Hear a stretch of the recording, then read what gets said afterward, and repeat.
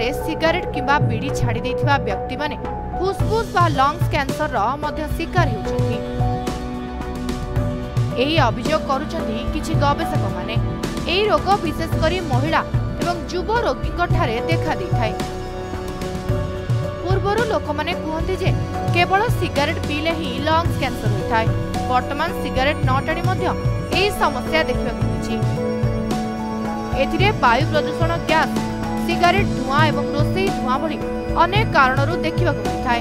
PM2 भली छोट छोट कणिका फुसफुस रे जाई एही समस्या सृष्टि करता है। जदि आपण धूमपान करूनाहांती, अन्य केही जदि धूमपान करुथाए तेबे दूरे रुहतु। किछि लोकंकर मध्य जेनेटिक रे एही लक्षण देखा दिथाय।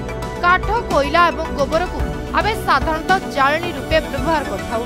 सेही धुआं गुड़िक जदि आम नाकरे बाजी थाए तेबे ताहा कर्कट रोगर एक कारण होई पारे। तेबे नियमित एथिरे रोषेई करथुवा लोकंक पई एहा विपद होइथाय। HPV और EBV भली भाइरस मध्य धूमपान न करुथुवा व्यक्ति मानक फुसफुस रे जाई रोग सृष्टि करिथांती। कर्कट गवेषणा फाउंडेशन अनुसार 2025 मसीहा सुधा एही रोग सारा विश्व में कर्कट मृत्युर कारण पाइथिबो। ब्यूरो रिपोर्ट, समय लाइव।